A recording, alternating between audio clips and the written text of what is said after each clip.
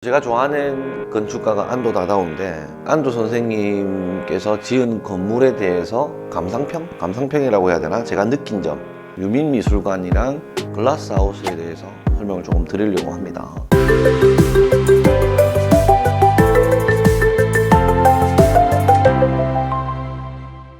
자, 안녕하십니까?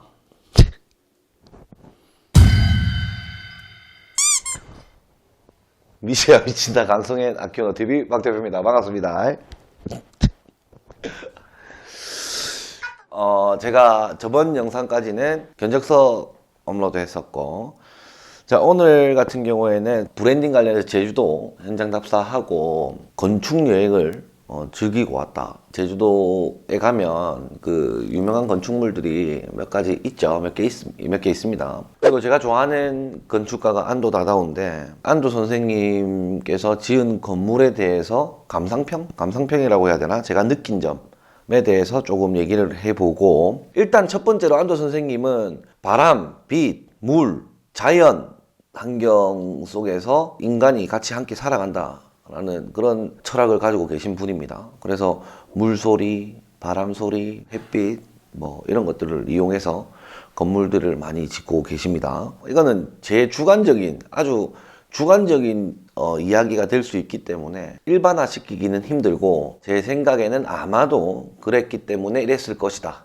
정도의 얘기는 조금 나누었으면 좋겠다라는 생각이 들고, 시공 디테일에 관련해서 조금 설명을 좀 드려보려고 합니다. 건축학도들이나 건축에 관련돼서 공부를 하고 계시는 분들도 시청자가 많기 때문에 그 부분에 대해서 오늘 한번 썰을 풀어볼 생각입니다. 제가 어떤 곳을 방문했는지 말씀을 드리자면, 안도 선생님의 유민미술관, 그리고 글라스하우스, 그 전에는 이제 본태 박물관도 당연시 갔다 왔겠지만 유민미술관이랑 글라스하우스에 대해서 설명을 조금 드리려고 합니다. 자, 유민미술관하고 글라스하우스에 가는 방법이, 저도 처음 갈 때는 헷갈렸는데, 그래서 설명을 좀 드리자면, 휘닉스에 주차를 하시고 조금 밑으로 내려가면 돼요. 한 5분에서 한 10분 걸어서 내려가셔야 되고, 휘닉스 주차장에서 차를 주차하게 되면 좋은 점은 그 앞에 이제 카트를 대여해 줍니다.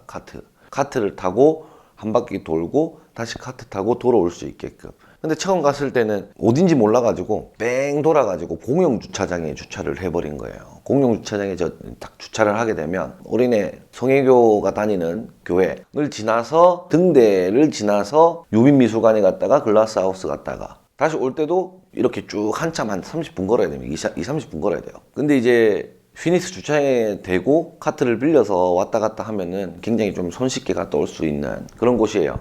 그날 갔을 때도 에피소드가 조금 있었어요. 에피소드가 있는데, 안도 선생님 건물들이 옹벽들에 가려져 있거든요. 그리고 들어갔을 때의 어떤 반전이 확 있는 그런 건물들이 많아요. 그래서 이제 일반인들은 그걸 잘 모르니까 부부가 이제 걸어오는데, 그 남편분이 화장실에 가고 싶었나 봐요. 야, 여기 화장실 있다면서 빨리 화장실 좀 갔다 올게. 막 뛰어가는 거예요. 그러니까 옆에 사모님이, 이 건물이 뭔지 아나? 안도 다다오가 지은 건물이다. 그래서 그런지 야, 화장실도 막 작살나네 사는 거예요. 그러니까 뭐냐면, 그 유민미술관이 겉에서 보면은 좀 작아 보이기도 하고 옹벽에 막 가려 있기 때문에 본 건물을 밖에서 바로 보기가 조금 힘들어요. 그래서 그 사모님이 하신 말이 기억이 남는데, 제가 조금 의문스러웠던 거는, 입구 쪽에 티켓팅하는 그 부스가 하나 있는데, 부스가 있는 그 스판 있죠. 그 공간이 본 건물이 있고 앞에 처마가 엄청, 제가 봐서 한 8m, 9m, 많게는 10m씩 이게 기둥 없이 막 서 있는 거예요. 그래서 이걸 보면서, 야, 이거 어떻게 허가를 받았을까? 이게 특수구조인가? 특수구조 같지는 않아 보이더라고요. 일단은 건물을 지어놨으니까 허가는 잘 받았겠지라고 생각을 하긴 했어요. 근데 아무리 봐도 불안해. 아무리 봐도 이게 스판이 굉장히 길고, 제가 분명히 이거 문제가 있을 거다 해가지고 저기 멀리서 이 건물을 딱 사진 촬영하고 딱 지켜보는데, 가운데가 이렇게 툭 쳐졌어. 집이, 처마가 다마코치랑 같이 갔거든요. 얘기했던 게, 바라이 처질 줄 알았다면서. 제가 사진을 한번 보면서 얘기할게요. 이제 들어가면은 어떤 느낌이냐면, 딱 이 공간이거든요. 여기가 입구예요. 지금 이 사진상 보이죠? 약간 이렇게 쳐졌어. 이게 제가 신기해서 이걸 찍었거든요. 이게 너무 스판이 크니까 어떤 느낌이었냐면, 제가 봤던 시야로 봤을 때 건물이 이렇게 슬라브가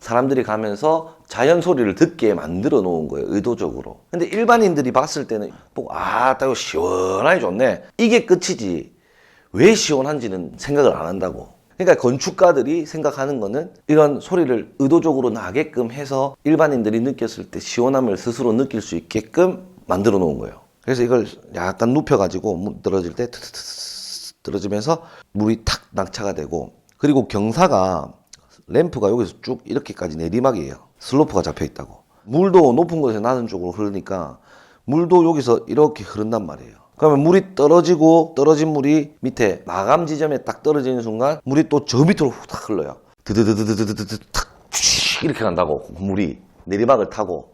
그러니까 물소리가 극대화되는 거지.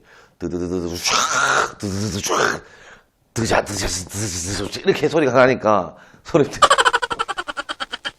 이게 표현력을 제가 조금 쉽게 하기 위해서, 예를 돕기 위해서 몸짓, 발짓, 소리짓 이거 다 하는 거예요. 샥 소리가 나니까 여기 시원하다, 왠지 모르게 시원하다 느끼는 거예요. 이게 사람 인식이. 여기 위에 옹벽 있죠.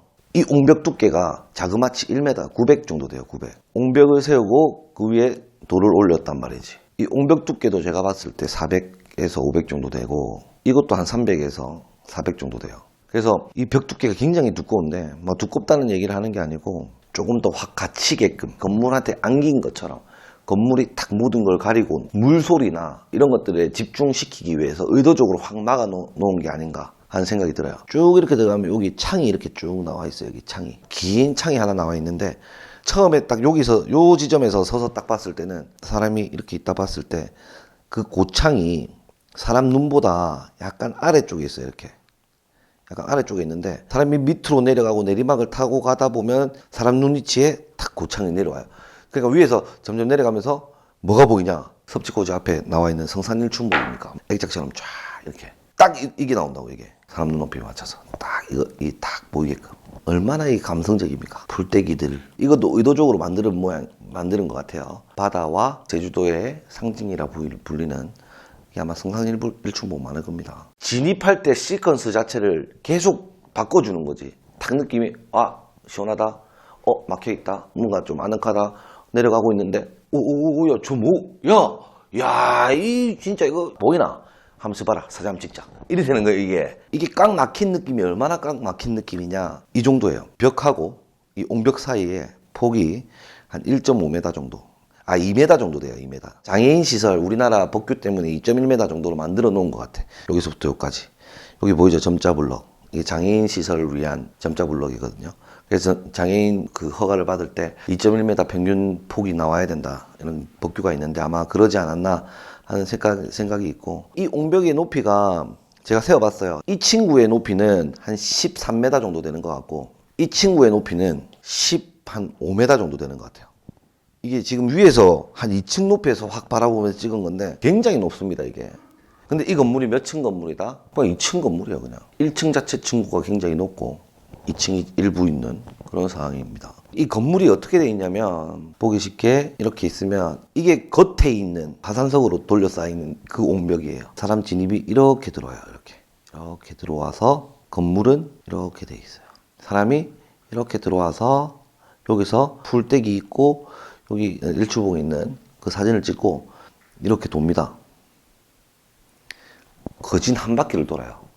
팍팍팍팍. 동선을 쭉 길게 한 이유는 좁은 땅과 좁은 건물이라 할지라도 동선을 의도적으로 만들어주게 되면 인식 자체가 넓은 공간으로 스스로 인지를 한다고 느낍니다, 사람들이. 그래서 동선을 쭉 길게 펴주는 거예요. 이제 내부로 탁 들어오면 굉장히 높죠. 일단 여기 경사가 이렇게 져 있어요. 이 부분이 아까 드드드드한 그 부분이에요. 이런 건물과 이런 건물이 있다 했을 때, 태양이 있다 봤을 때 햇빛이 이렇게 투과가 되죠.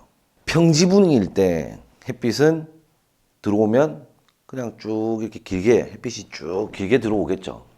근데 슬로프가 이렇게 딱 지어 있으니까 빛이 탁 치고 이렇게 와요. 각이 생겨버립니다. 그래서 그림자가 이렇게 꺾어지죠. 이렇게 빛도 이렇게 삐딱하게 이렇게 발광이 되는 거지. 안도다다오 선생님의 건물의 조명을 잘 안 쓰십니다. 굉장히 조도를 어둡게 해서 햇빛이 딱 투과했을 때 확 뭔가 빛이 확 들어오는 발광하는 그런 느낌을 많이 주고 있어요. 뭐 일본의 유명한 빛의 교회 한번 볼게요. 빛의 교회. 자연 조명을 가지고만 이게 빛을 밝히는 거예요. 콘크리트 자체를 이렇게 뚫어 가지고 비에 노출되지 않게끔 유리로 막아서 쫙 이렇게 빛을 투과시켜서 십자가를 만들고 막 그런 거를 굉장히 좋아라 하시는 분이기 때문에 이게 조도를 굉장히 어둡게 하고 창문을 잘 안 만드십니다. 창문을 잘 안 만들고 자연의 빛으로만 그 내부 공간을 밝혀내는 그런 디자인 요소를 많이 살리신다라고 생각하시면 되고, 뭐 유민미술관은 방금 설명드린 그런 건물 속에서 프랑스 유리공예 작품이 전시가 돼 있었어요. 실내 내부가 어떻냐면 건물이 이렇게 네모나게 생겼잖아요. 이렇게 이 가운데 이렇게 코어를 두고 방을 이렇게 만들어요. 들어와서 이 방에서 돌고 이렇게 가서 돌고 이렇게 가서 돌고 이렇게 가서 도는데, 이렇게도 바로 갈 수 있고 이렇게도 바로 갈 수 있고, 이게 코어 안에서 가운데 동그랗게 원을 파놓으면서 통로를 만들어 놓긴 했어요. 그래서 이 가운데 코어를 중심으로 건물이 탁탁탁탁 배치가 되어 있고, 사람은 여기서도 뱅글뱅글 돌게끔 만들어 놨어요.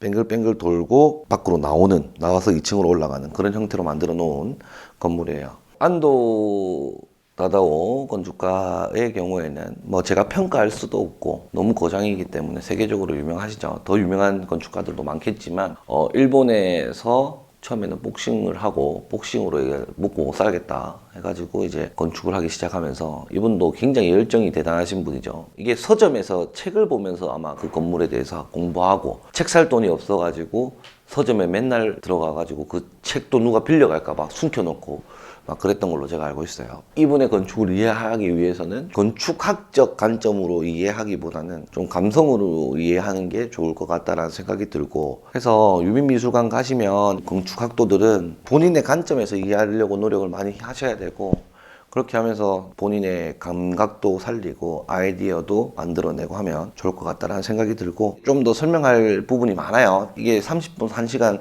뭐 2시간 이렇게 촬영해서 편집해가지고 올린다고 해서 이 건물에 대한 설명이 다 되냐? 절대 불가능하겠죠. 그래서 좀 더 설명해야 될 것들이 굉장히 많아요. 그래서 따라서 2편을 한번 찍어보도록 할게요. 시공학적으로 더 설명해 드려야 되는 부분들이 좀 있더라. 그 부분에 대해서 좀 더 설명을 드리고 하는 그런 시간을 갖도록 하겠습니다.